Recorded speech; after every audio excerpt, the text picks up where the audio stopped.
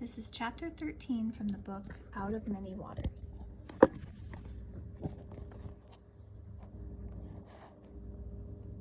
Attack of the Caravel. "Get inside," Cato commanded. "Bolt the doors behind me and don't open them until I tell you to." He slammed the double doors behind him and was gone.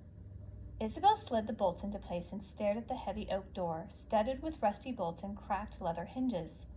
A loud report reverberated in her eardrums and shook the pots, the walls, and the very air around her. "Cannons," she thought in alarm. "They're firing cannons at us." She fell to the floor and covered her head with her arms. "Oh God," she breathed, "God of Isaac, God of Jacob, God of my fathers, help me." Isabel was bewildered by her own brief prayer.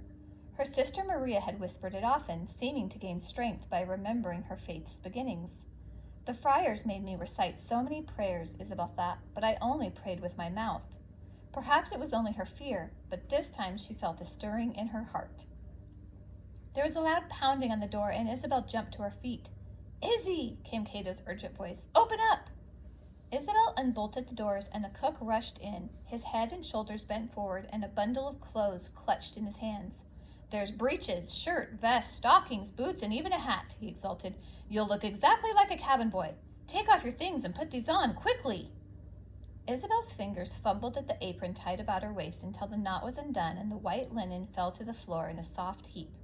She pulled the frock over her head, knowing there was nowhere to hide in the tiny cookroom, even if she had demanded privacy.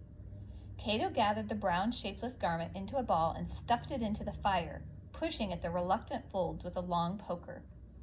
Isabel watched with a mixture of joy and horror as the hated but familiar frock burst into flame. "I told Davy that I would happily watch it burn to ashes when I found my family. Where are they now?" Black smoke floated in the air as the flames licked at the coarse, dry fabric. "Hurry," Cato admonished her, and she pulled the stockings on and struggled into the short breeches, stuffing her long chemise into the loose-fitting pants. "I think you'd better throw that under thing you're wearing into the fire, too," he added sheepishly. "You've got to pass for a boy now." "No," Isabel said firmly. She pulled the shirt on as Cato bent down and laced a ribbon around the drooping stockings. "My sister made this for me, and I won't part with it." If Cato had argued, Isabel thought she might have to tell him about the precious combs, but he apparently did not want to discuss under things and let the matter drop. She pulled a long brown vest over the cabin boy's shirt and buckled a stiff black leather belt around her waist. She slipped into a pair of tall boots, flexing her toes against the thick leather. Isabel took a few cautious steps and found she could move about them more easily than in her sandals. She thought fleetingly that she never seemed to wear clothes that were her own. First it was the friars' frocks that never fit, then Rochelle's borrowed gown, and now the breeches and boots of a cabin boy. "My silver combs are the only things that are truly mine," she thought, "and instead of wearing them, I must keep them hidden." She wondered what Davy would say if he saw her dressed as a boy. She doubted if he would call her a princess now. The loud report of cannon fire thundered in the air, and Isabel noticed that the frightening sound of the battle had replaced the tossing of the ship. The seas were calm now, but the boat shuddered heavily each time a cannonball struck the water around it. "I'm afraid your hair is too long, child," Cato said softly, as if afraid of upsetting her further.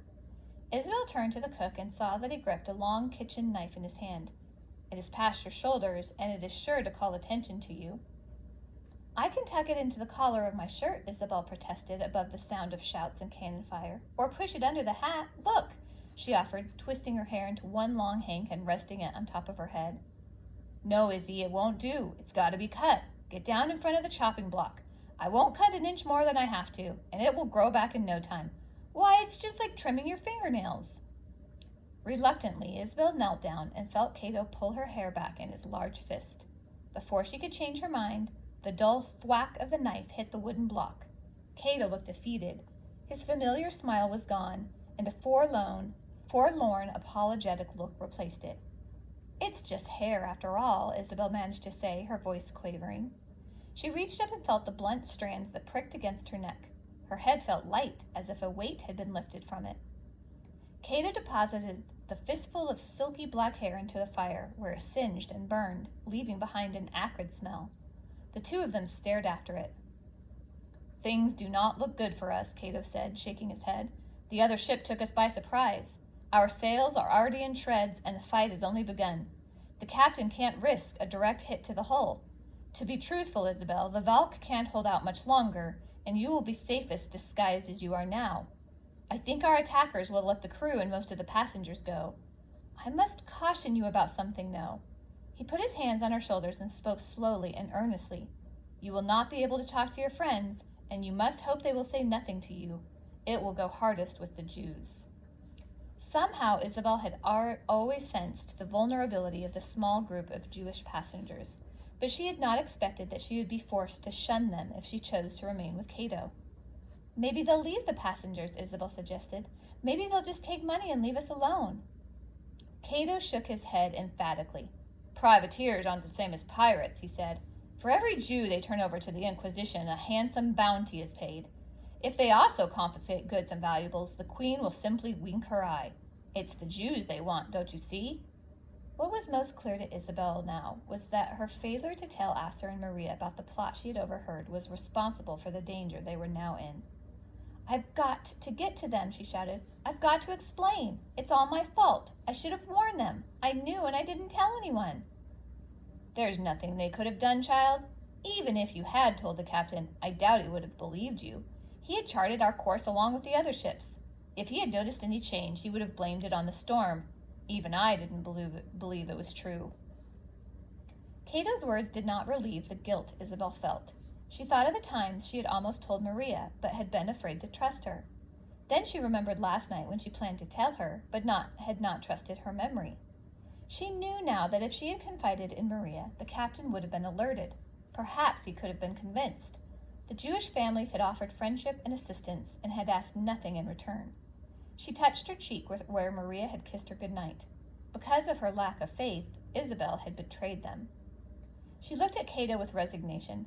"Can't I even say goodbye?" she asked. The cook opened his mouth to speak, but instead of his answer, Isabel heard the thundering boom of cannon fire and the sound of cracking timber. Cato lunged for her, pulling her down and nearly smothering her with his own lumbering body. The snap of splintering beams echoed in her ears and ended with a crash that rattled the ship from bow to stern. Pots and utensils tumbled off shelves and rolled about the floor. Cabinets spilled their contents as if summoned by an invisible spirit, and a huge sack of dry beans split open as if it had been cut by a knife, sending beans bouncing across the floor like an army of invading ants. As the last pot stopped its clattering and the final beam rolled to a halt, an unnatural silence engulfed them. The ship sat still in the water. The storm had passed, and the cannons were quiet. There was not even a sound of a wave splashing against the hull. Cato raised himself and lifted Isabel's head protectively, cradling her in his burly arms. "Are you all right, child?" Isabel grasped his arm and pulled herself to a sitting position. Her head was buzzing. "What happened?" "I think they've struck the foremast, just in front of us," he said. She looked around the tiny kitchen, littered with utensils and spilled supplies. "How will we ever get this cleaned up?" she asked. "We can't go anywhere without our mast," Cato said. "I think we've seen the last of this cook room, Izzy, and possibly the last of this ship."